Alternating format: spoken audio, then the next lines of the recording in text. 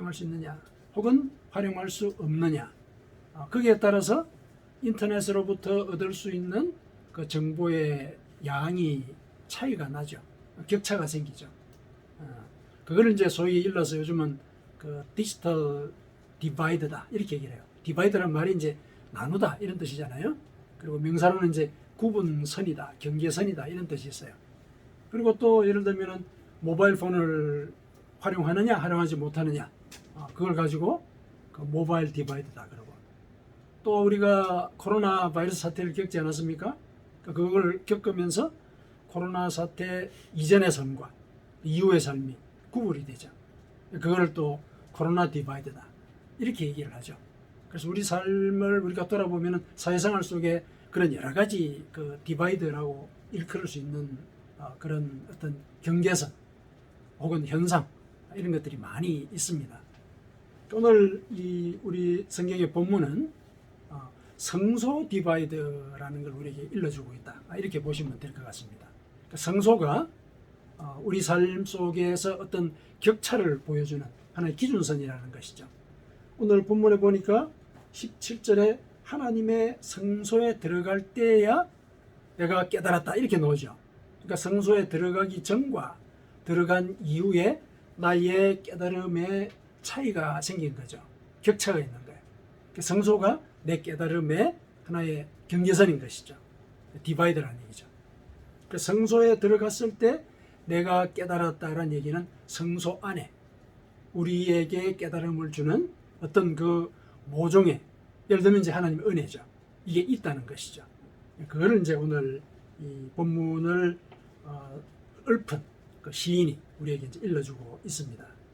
이제 그 속에 들어가서 산다라고 했을 때, 성소 안에 들어간다라고 했을 때, 그 성소 안에 들어간다라고 하는 것은 어떤 면에서 보면은 우리가 사실 이제 성소 안에 들어있는 삶을 살잖아요.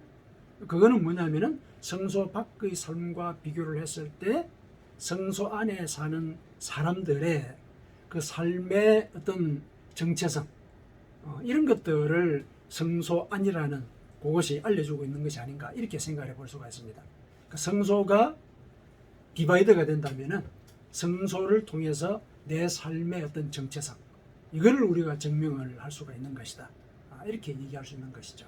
그래서 성소 디바이드라고 얘기를 했을 때 이거는 우리 신앙인의 정체성, 그것이 무엇인가 이걸 알려준다라고 생각하시면 되겠습니다. 그러니까 하나님을 믿는 자라고 한다면 우리는 성소를 중심으로 생활하지 않습니까? 그러니까 성소 안의 삶을 산단 말이죠. 그렇다면 이 성소 안의 삶이라는 것은 바로 하나님을 믿는 자들이 어떤 존재인가 이걸 알려준다, 이렇게 보시면 된다는 것이죠. 자, 오늘 본문을 이제 우리가 충분히 묵상을 하려면 앞에 이제 이 어떤 그 배경이 있는지를 좀 알아야 됩니다. 이 73편이 꽤 길잖아요. 좀 이제 길긴 한데, 그래서 조금 뭐 다 읽기는 그렇고 해서 이제 몇 절만 뽑아 왔거든요. 그래서 조금 배경을 좀 설명을 하겠습니다. 내가 어쩌면 이를 알까 하여 생각한즉 하고 이렇게 시작을 했죠. 그러니까 뭐를 이제 고민을 했는지가 앞에 나오는 거예요. 시인은 뭘 이 고민을 하고 생각을 했느냐면은 세상을 이렇게 돌아보니까 분명히 저 사람은 악한 사람인데 형통한 거예요. 살아가는 게 너무너무 형통한 거예요. 악인들인데 고통 없이 죽는 거예요. 고통 없이 죽어요. 그리고 아주 힘도 세요. 그리고 그 사람들은 교만과 강포를 저질러도 투자하는 것마다 잘 돼요. 기대 이상의 이런 소득을 얻는다. 이걸 이제 시인이 본 거예요. 그러니까 저 사람들을 가만히 보니까 내가 선하게 살겠다라고 하나님 앞에 이렇게 다짐을 하는 게 이게 무슨 의미가 있는가, 이런 이제 생각을 한 거죠. 그러나 이제 신앙을 갖고 있기 때문에 정결하게 살아야 되겠다라는 이런 다짐은 늘 하는데 내 눈에 보이는 거는 그런 것만 보이는 거예요. 악인들이 벌을 받는 게 아니고 형통하단 말이죠. 그런데 더 견디기 힘든 거는 내가 고난 중에 있는 거예요. 저 사람들은 벌도 안 받고 잘 사는데 그것만으로도 내가 이해를 못 하겠는데 나는 지금 고통 중에 있어요. 내가 지금 재난을 당한다, 이런 표현이 앞에 나오거든요. 재난을 당하고 있어요. 그런 상황이란 말이죠. 그러니까 고민을 하게 되죠. 왜 이런 일이 벌어질까? 그래서 내가 어쩌면 일을 할까 고민을 한 거예요. 고민을 한 거죠. 그랬더니 그것이 내게 심한 고통이 되었더라. 이해가 안 되니까요. 이해가 되면은 아무리 큰 어려움이 닥치더라도 견딜 수 있는 어떤 마음의 여지가 있지 않습니까? 이해가 안 되는 거예요, 도대체. 그러니까 이게 결국은 내한테 심한 고통으로 다가왔더라는 것이죠. 너무너무 힘들었다 하는 거죠. 그런데 그렇게 힘든 와중에 내가 하나님의 성소에 들어가게 되었습니다. 들어갔더니 그때야 그들의 종말을 내가 깨달았습니다. 뭘 깨달았다고요? 악한 자들의 종말. 그걸 깨달았다는 거예요. 물론 이제 그들이 종말을 당한 것을 예를 들어서 뭐 후련하다 이런 차원의 얘기는 아니죠. 왜냐하면 그들을 부러워했거든요. 굉장히 부러워했어요. 그래가지고 하나님이 아니었다면 내가 저들을 따라할 뻔했다. 그들과 같이 내가 의인들에게 악행을 할 뻔했다. 이렇게 앞에 고백을 해요. 부러워했단 말이죠. 굉장히 부러워했었어요. 그런데 이제 어쨌든 내가 하나님의 성소에 들어갔을 때 저들의 그런 번영과 형통함이 하나님의 뜻이 아니구나. 이걸 깨달았다는 것이죠. 더불어서 나에게 대한 하나님의 뜻이 있다는 것, 그걸 발견한 것이죠. 그걸 발견했습니다. 뭘 발견했냐면은 하나님의 성소 안에서 자기가 하나님의 보호를 받고 있었다. 그리고 그 이후에는 영생의 약속도 받았다는 사실, 이걸 깨달았다는 거예요. 그러니까 그런 깨달음이 있기 때문에 이 세상에서 악인들의 형통함, 그거는 큰 의미가 없다. 왜냐하면 그들은 찰나에 멸망할 것임을 내가 알았기 때문이다. 이렇게 얘기를 해요. 그들의 멸망이 어떻게 저렇게 갑자기 올 수 있겠느냐, 이렇게 놀랄 정도로 그들에게 멸망이 오게 될 것을 내가 성소 안에서 깨달았기 때문에 그렇다. 왜 그런 얘기를 하냐면은 이 악인들의 형통함이라는 것은 이 사람들은 그 세속적인 가치관에 집중을 하잖아요. 그 세속적인 가치관이라는 것은 육신을 살찌우는 거죠. 근본적으로. 육신을 입고 있는 이 세상이 전부라고 생각하기 때문에 전적으로 그 육신의 삶을 살찌우기 위해서 노력을 한단 말이죠. 그러면은 살찔 수밖에 없죠. 번성할 수밖에 없다는 거예요. 그러나 육신을 위한 투자, 그것은 궁극에 육신이 썩듯이 그 영광과 그 번영도 썩게 되어 있다는 거죠. 왜 그렇게 얘기를 하냐면은 예를 들어서 번영한단 말이죠. 번영해요. 다 가지고 있어요. 그러면은 자연스럽게 교만해지죠. 교만하게 됩니다. 사람들은. 자기가 다 가지고 있고 자기가 갖고 있는 능력과 돈과 재능과 인맥으로 모든 일들을 다 처리할 수 있단 말이죠. 그러면은 자기가 하나님이 될 수밖에 없죠. 모든 것들을 그거는 얼마면 되겠네. 그건 이렇게 하면 되겠네. 결정을 하는 거죠. 그건 사실은 교만한 거죠. 왜냐하면은 우리는 사실 벌거벗은 상태를 생각한다면은 한 치 앞을 내다보지 못하잖아요. 한 치 앞을 못 내다보거든요. 그런데 자기가 지금 현재 뭔가를 가지고 있으면은 한 치 앞뿐만 아니라 먼 미래까지도 알고 있는 듯이 행동을 하죠. 그렇게 행동하거든요. 그러나 거기에 벌써 한계가 있지 않습니까? 죽는단 말이죠. 우리는 언제 죽을지 몰라요. 그러니까 그 교만이라고 하는 것이 궁극에는 멸망의 길이라는 거. 그거를 이제 사실은 성소에서 깨닫게 되죠. 성소가 아니라면 그 사실을 일러주는 사람도 없고, 왜냐하면 세상은 이 세상에서 번성하고 번영하는 것, 그걸 목표로 삼아야 한다. 이걸 가르치잖아요. 성소 안에 들어왔을 때 그 교만이 멸망의 길이라는 것, 이걸 일러준단 말이죠. 그걸 이제 이 시인이 이제 깨닫고, 비록 내가 그들의 겉모습, 외형적인 조건을 보고 판단한 거죠. 외형적인 조건을 보고 내가 유혹을 받기는 했지만은, 하나님은 내가 당신의 품에서 그런 외형적인 조건이 아니라 영적인 진리를 추구하도록 나를 가르치시고 또 그것을 깨닫도록 기다리셨다. 이걸 갖다가 성소 안에서 느끼게 된 것이란 말이죠. 그리고 그런 깨달음을 깨닫는 그 순간에 하나님은 나와 늘 함께 하시는구나. 왜냐하면 그런 깨달음을 느끼게 했다는 것 자체가 하나님이 곁에 계시다는 증거거든요. 그런 깨달음이 세상 속에 있을 때는 오지 않죠. 그러니까 계속 번영을 추구하는 거거든요. 그런데 하나님께서 그런 깨달음을 주신 거예요. 그거는 하나님이 내 곁에 계시다는 거예요. 비록 내가 육신적으로는 고난을 당하고 있고 재난을 당하는 그런 상태에 있다 하더라도 내가 성소 안에서 그런 깨달음을 얻었다는 것은 하나님이 내 곁에 계시다. 나를 지켜보고 계시다. 그런 표시란 말이에요. 시인도 그렇게 고백을 합니다. 주께서 내 오른손을 붙드셨나이다. 성소 안에서 깨닫는 거예요. 내 오른손을 늘 붙들고 계시고 주의 교훈으로 나를 인도하시고 후에는 영광으로 나를 영접하실 것이다. 73편 23절에서 24절에 그렇게 고백을 하고 있거든요. 이게 성소 안에서 깨달을 수 있는 것이다. 성소 안에서 깨닫는다는 것을 이제 우리가 장소 개념을 조금 벗어나서 얘기를 한다면은 이제 우리가 추구하는 그 신앙의 세계, 그게 성소지요. 그렇죠? 그래서 신앙을 갖고 있는 자들은 이렇게 세상의 외형적인 조건, 여기에 집중하는 그런 삶을 살아서는 안 된다. 사실은. 그리고 이 고난, 이것도 결국은 하나님께서 내 곁에 계시고 궁극에는 나를 그 고난에서 이겨내도록 인도하실 것이라는 그런 믿음을 갖게 만드는 그런 계기다. 이런 것들을 이제 깨닫고 그 믿음으로 소망을 갖고 살아가야 하는 것이거든요.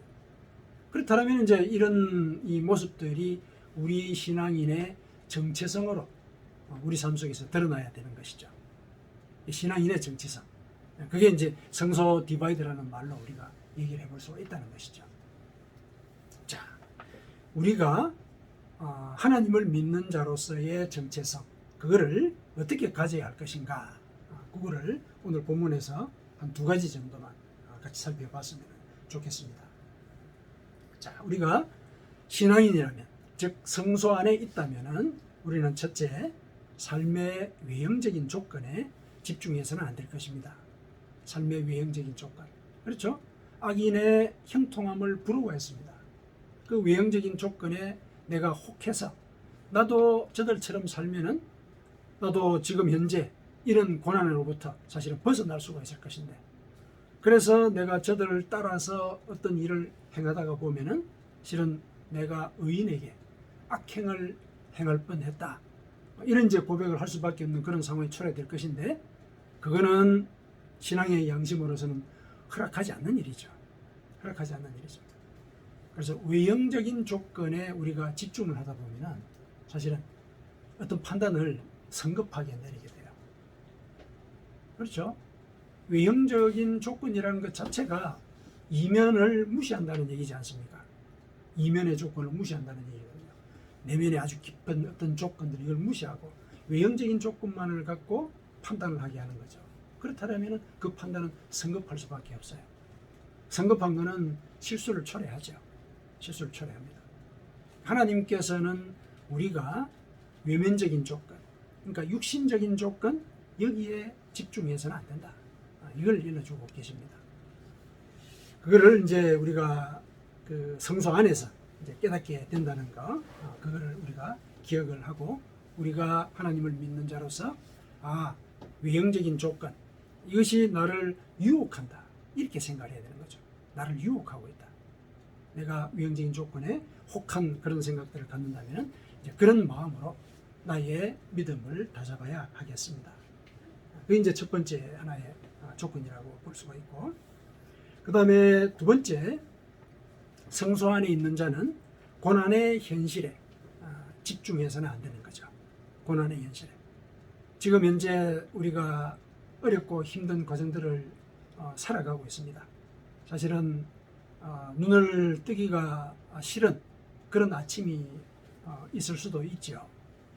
또 그런 경험들을 해왔고, 그래서 참 어렵고 힘든 과정 속에 있긴 하지만은 하나님을 믿는 자라면은 그와 같은 조건, 그거는 하나님이 나를 당신의 자녀로 삼았기 때문에 당신에 대한 믿음을 키워주기 위한 그런 과정으로 나에게 허락하신 것이다. 그렇게 믿어야 하는 것이죠.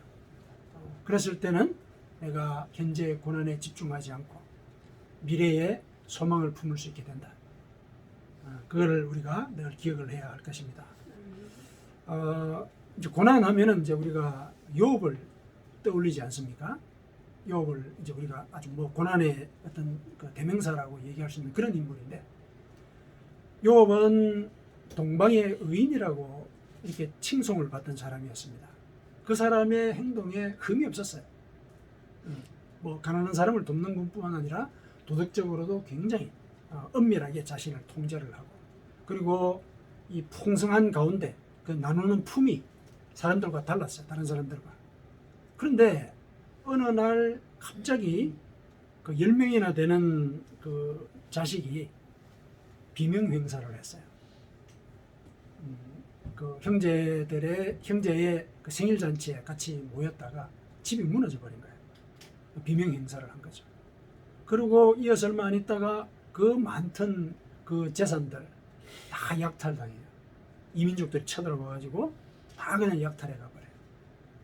그것만으로 그친 게 아니라 자기 몸에는 머리 끝부터 발끝까지 종기가 났어요.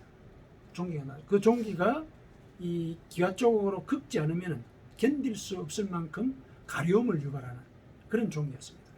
그래서 잿더미에 앉아가지고 진물이 나면 진물에다 재를 바르고 또 가려움을 긁고 또 진물이 나면 또 그 재로 이렇게 뜯고 이런 식으로 살아갈 수밖에 없는 거예요. 이거는 뭐 고난이라고 했을 때 차마 상상조차 할 수 없는 그런 일이 욥에게 벌어진 것이죠. 자기의 그 고난의 현실에 집중을 했다라면은 아마 살기 어려웠을 겁니다. 처음에 욥은 사실은 그랬어요. 자기 고난에 집중을 했죠. 누구들 다 그러지 않겠습니까? 갑자기 그런 일이 벌어졌으니까. 그래가지고 욥은 자기의 생일을 저주했습니다.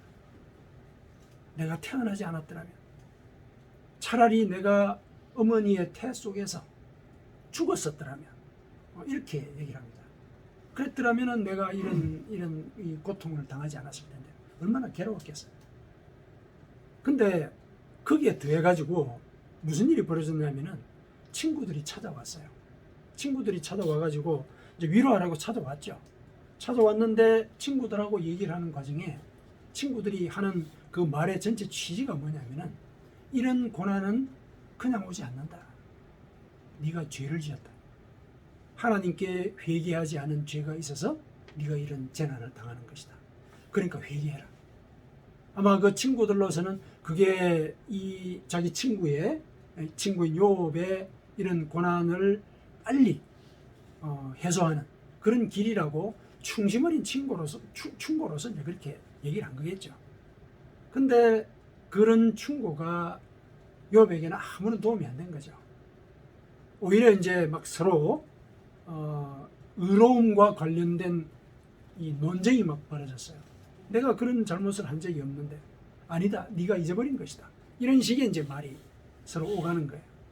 그러니까 심정적으로 이 괴로운 상태에 자기가 또 자기를 변호해야 되는 이런 일까지 겪게 되는 거죠. 우리가 인간으로서 그 고난을 상상할 수 있을 때 욥만한 이런 고난을 우리가 상상할 수 있을까? 아마 어렵겠죠. 그런 고난을 당했습니다. 그래서 욥도 처음에는 이제 자기의 생일을 저주를 했죠. 생일을 저주했다는 것은 하나님을 원망했다는 얘기죠. 왜 나를 이렇게 태어나게 해가지고 이런 일을 겪게 하십니까? 그게 실은 예를 들면은 욥으로서는 참 그동안 지켜왔던 그 신앙이 흔들리는 순간이었죠.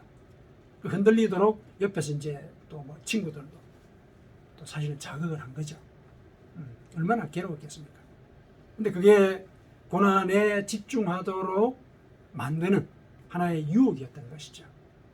나중에 이제 하나님께서 그들의 논쟁에 개입을 하십니다. 개입을 하시면서 뭐라고 그러시냐면은 욥 너도 잘못 생각하고 있었고, 그리고 친구들 너희들도 잘못했다. 이렇게 둘 다 잘못했다고 얘기를 하십니다. 그러니까 고난의 그 원인에 대해서 너희들이 서로 이 갑론을박을 하면서 원인을 해명하려고 하는 과정들을 내가 다 지켜봤는데 둘 다 잘못됐다. 이렇게 얘기를 합니다. 하나님께서 그렇게 말씀하신 그 취지는 뭐냐면은 고난의 의미 너희들이 사실은 찾을 수가 없는 경우가 많다. 고난의 그 원인, 내가 왜 지금 이런 고난을 당해야 하는지, 그거 너희들이 살아온 그 환경을 통해서 추정해낼 수 없는 그런 원인이 있을 수가 있다. 그 얘기를 읽어주세요. 어떤 이 취지로 그런 말씀을 하셨다고 얘기할 수 있냐면, 하나님이 욥과 친구들의 공방에 개입해서 질문을 던지세요. 근데 그 질문이 전체적으로 헤아리면 60가지예요. 60가지의 질문을 계속해서 던지세요. 던지시는데 그 질문의 내용이 어떤 거냐면은, 내가 세상에 기초를 놓을 때 너는 어디 있었느냐? 이걸 물어보세요. 내가 세상에 기초를 놓을 때 너는 어디 있었느냐? 답을 할 수가 없죠. 그런 종류의 질문을 60가지를 하세요. 욥기 한번 읽어보십시오. 아무도 답을 할 수 없는 내용이에요. 그런 내용을 계속 물어보세요. 왜 그걸 물어보셨을까? 그거는 결국 네가 혹은 너희 친구들이 그 고난의 의미를 찾으려고 그렇게 머리를 쓰고 너희들의 학식을 동원하고 또 종교심까지 다 발동을 해도 모를 수가 있다는 거예요. 모를 수가 있다. 고난이 닥쳤을 때는 오로지 하나님이 이 일을 계획하시고 하셨다. 이런 믿음을 갖고 그 고난을 인내하는 것. 그게 고난을 이기는 방법이다. 그 얘기를 일러주시려고 그 60가지 질문을 하신 거예요. 고난을 이길 수 있는 방법에 대해서 하나님께서 욥을 통해서 우리에게 일러주신 것이거든요. 그건 뭡니까? 이 외형적인 조건, 현실, 그리고 내가 지금 현재 겪고 있는 고난, 거기에 집중하지 말라는 거죠. 집중하지 마라. 오히려 그런 일들이 닥쳤을 때 이 표면적인 고난 이면에 하나님이 나를 훈련시키고자 하는 뜻이 있다. 이렇게 믿으라는 거예요. 그 뜻이 뭔지는 몰라요. 모를 때 우리는 하나님께 소망을 두고 하나님이 이 과정 속에서 나를 성장시킬 것이다. 이런 소망을 갖고 인내하라는 거죠. 인내하는 겁니다. 인내하면서 하나님의 뜻을 찾는 거죠. 하나님의 뜻을 찾는 것. 그게 이제 고난을 이기고 우리가 또 고난을 닥쳤을 때 그렇게 살아감으로 해서 우리 신앙인의 정체성을 갖게 되는 거죠. 세상 사람들이 주목하지 않겠습니까? 욥의 도움을 받았던 사람들이나 또 욥 주변에 살던 그런 세상 사람들 얼마나 주목해서 봤겠어요.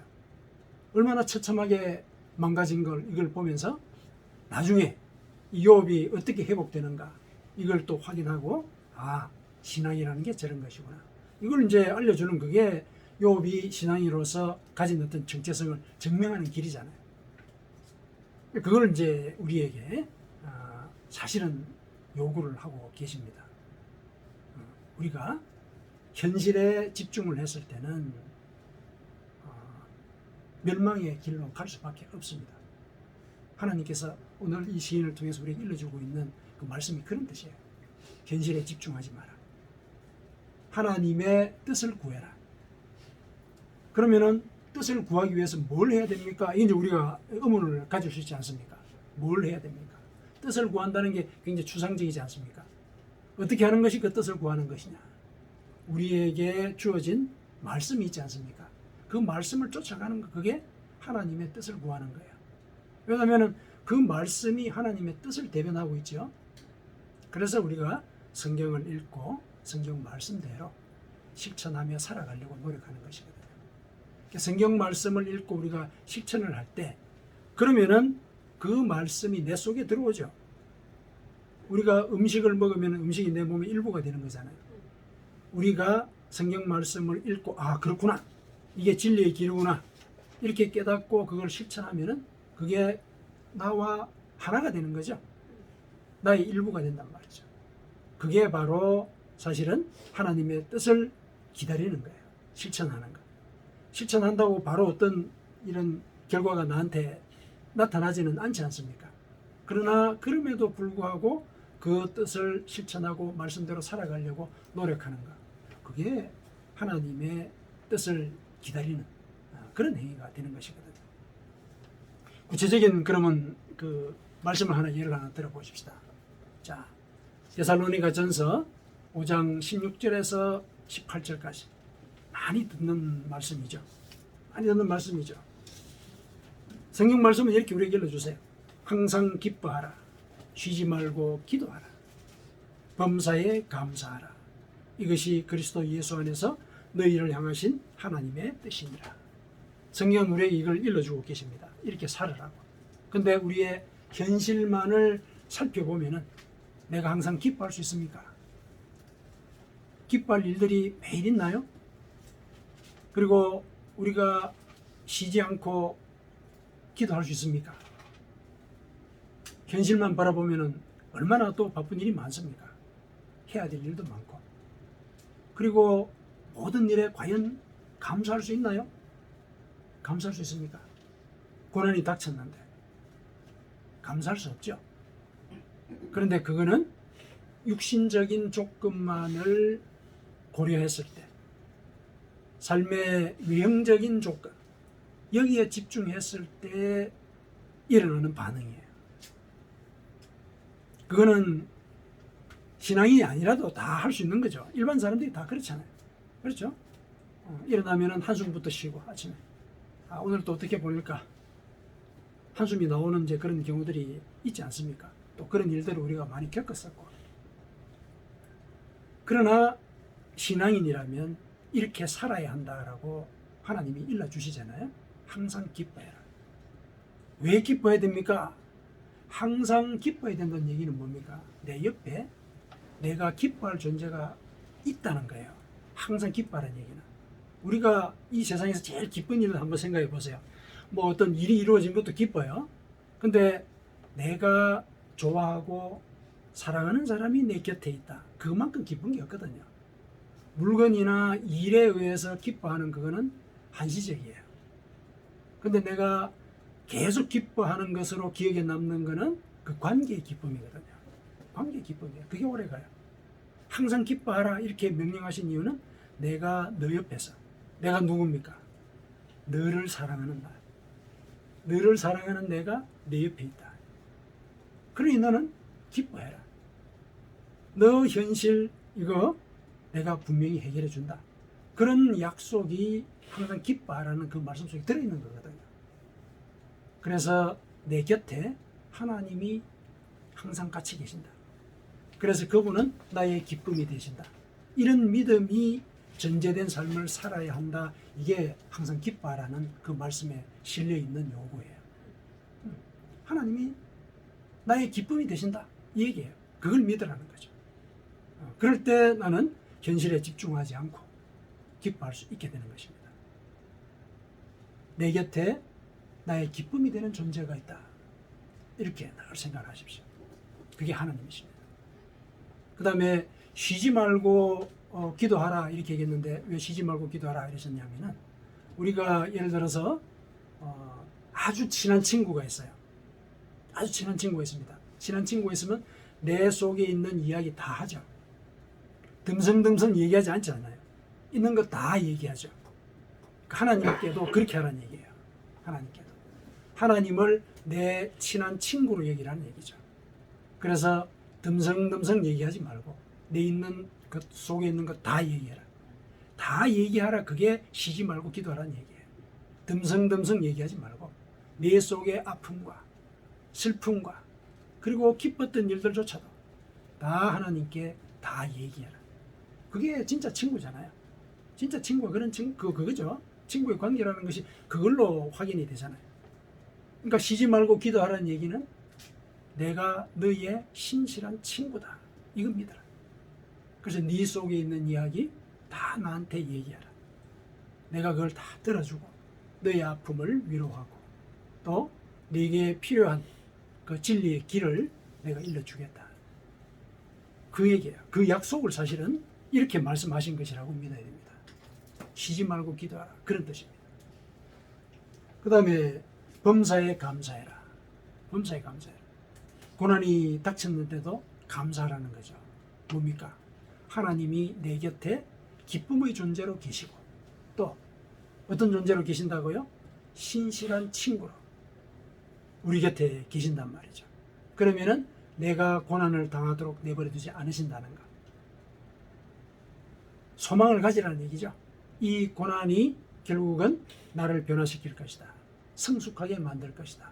이거 믿으라는 얘기예요. 범사에 감사하는 얘기, 그런 뜻입니다.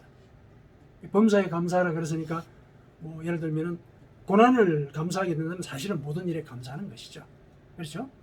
기쁜 일은 다 감사를 할 것 아닙니까? 기본적으로.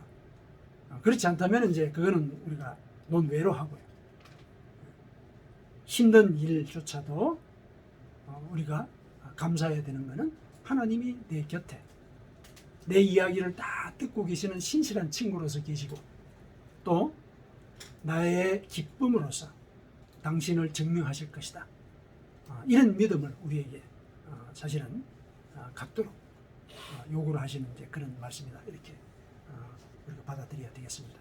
그래서 우리가 항상 기뻐하고 쉬지 말고 기도하고 범사에 감사해야 되죠. 그 뒤에 뭐라고 바울 사도가 덧붙이냐면은 이것이 그리스도 예수 안에서 너희를 향하신 하나님의 뜻이니라 이렇게 얘기를 하셨어요. 그러니까 이렇게 살아가는 것이 우리가 그리스도인으로서 신앙인으로서의 정체성을 증명하는 것이다. 성소 안의 삶을 살아가는 것이다. 우리 삶 속에서 성소 디바이드를 실현하는 것이다. 이렇게 이제 우리에게 일러주고 있는 것이죠. 사랑하는 성도 여러분, 우리는 하나님 안에 거하는 존재입니다. 우리는 육적인 가치의 외형적인 조건이 성급한 판단을 하게 한다는 사실을 알고 있습니다. 우리는 악인의 형통함을 보고 우리의 고난을 견디게 될 그 힘을 소진하는 그런 어리석은 일을 하지는 않습니다. 그래서 우리는 영적인 가치를 추구하고 소망을 품고 사는 자로서의 정체성을 가지고 있습니다. 이 사실을 성경이 우리에게 일러주고 있습니다. 그래서 성경의 말씀을 따르고 지키면은 그것이 바로 하나님 안에 거하는 것이다. 성소 안에 거하는 것이다. 예수님께서 성소 안에 거하는 삶에 대해서 약속을 하셨거든요. 무슨 약속을 하셨습니까? 네가 내 안에 거하고, 내 안에 거한다는 건 네가 내 말을 지키고 이 말이죠. 내 말을 지키고. 그리고 이어서 뭐라 그러냐면 나의 말이 내 안에 있으면 그래요. 똑같은 말이죠. 나의 말이 내 안에 있다는 것은 내 말을 지킨다는 얘기죠. 그 얘기죠. 그러면 원하는 것을 나한테 다 아뢰라. 네가 원하는 대로 모든 것들을 이루게 될 것이다. 예수님이 직접 약속을 하셨어요. 그래서 하나님의 말씀대로 살아가는 것. 그 가운데 우리의 신앙인의 정체성. 이걸 우리가 이루어 나갈 때 오히려 이 세상에서 내가 부러워했던 그 일, 그 너머의 것들을 더 초월해서 우리는 성취할 수 있게 된다. 그거를 오늘 본문이 우리에게 일러주고 있습니다.